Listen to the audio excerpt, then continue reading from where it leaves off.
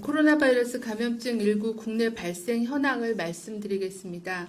8월 26일 기준으로 국내 발생 신규 확진자는 307명이 확인되었고 해외 유입 사례는 13명이 확인되어 현재까지 총 누적 확진자 수는 18,265명입니다.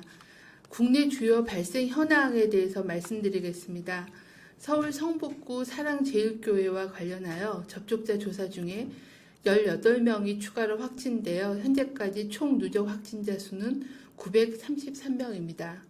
이 중에 교인 및 교회 방문자가 567명이며 이들로 인한 추가 전파가 285명이며 감염 경로에 대한 구분 분류를 하고 있는 사례가 81명입니다.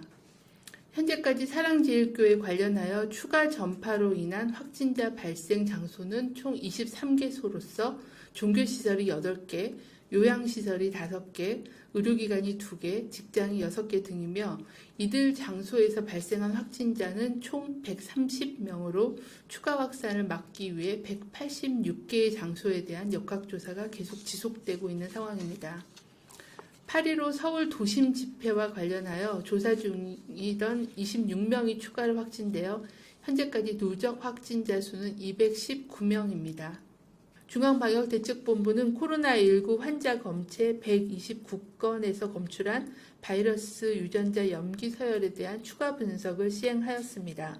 세계적으로 4월 초까지 S와 V그룹이 유행하다가 이후에는 G, GR, GH그룹이 유행 중이며 아프리카, 인도, 러시아에서는 GR그룹이, 북미, 유럽, 중동에서는 GH그룹이 우세한 상황을 보여주고 있습니다. 우리나라는 국내 발생의 경우 4월 초 이전에는 주로 S와 V그룹이 다수였으나 5월 이후 국내 발생에서는 S와 V그룹은 더 이상 검출되지 않고 있습니다. 이후 경북 예천, 이태원 클럽 발생 사례부터 현재까지는 GH그룹에 속하는 바이러스가 주로 검출되고 있습니다. 최근에 발생한 성북구 사랑제일교회 관련, 용인의 우리제일교회 관련한 바이러스 유전자 분석 결과도 모두 GH그룹으로 확인이 되었습니다. 중앙방역대책본부는 확진자의 동선 공개와 관련하여 지자체 이행 상황을 점검한 결과 방역 목적 외에 불필요한 정보를 공개하는 사례가 있어서 이에 대한 주의를 당부드립니다.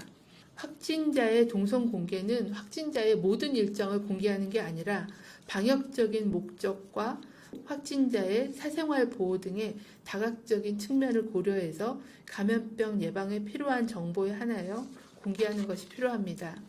필요한 정보를 넘어선 과도한 정보가 공개될 경우 확진자가 사회적인 그런 낙인에 대한 두려움으로 인한 검사 회피 또는 차별에 따른 불신 등 공동체의 피해가 발생할 수 있습니다.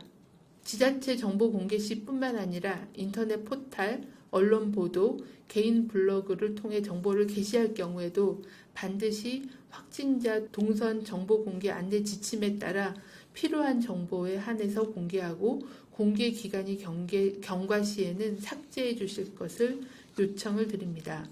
수도권을 중심으로 한 유행이 지속되고 있습니다. 8월 18일 이후 최근 일주일간은 200명 이상의 환자가 지속적으로 발생하여 현재는 3,585명이 격리 치료 중이며 중증 환자와 사망자가 증가하고 있습니다.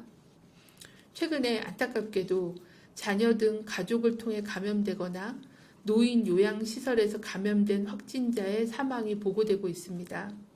코로나 유행이 계속 확산되면 감염에 취약하신 고령자, 기저질환자 등이 모여 계시는 의료기관, 요양시설 등으로 전파될 위험이 매우 높아진 상황입니다. 지금의 확진자 급증을 차단하여야만이 의료 시스템의 붕괴를 막고 기저질환자와 어르신들의 인명피해를 줄일 수 있습니다. 현재 유행을 통제하고 일상을 회복하기 위해서는 사회적 거리두기를 모두 함께 확실하게 실천하는 것이 중요합니다. 최소한 앞으로 2주간은 출퇴근, 병원 방문 등 꼭 필요한 활동 이외에는 사람 간의 접촉을 줄여주십시오. 외출 시에는 마스크를 철저하게 잘 착용해 주시기를 바랍니다. 방역당국도 모든 역량을 동원하여 고위험군의 인명피해를 막는 데 최선을 다하겠습니다.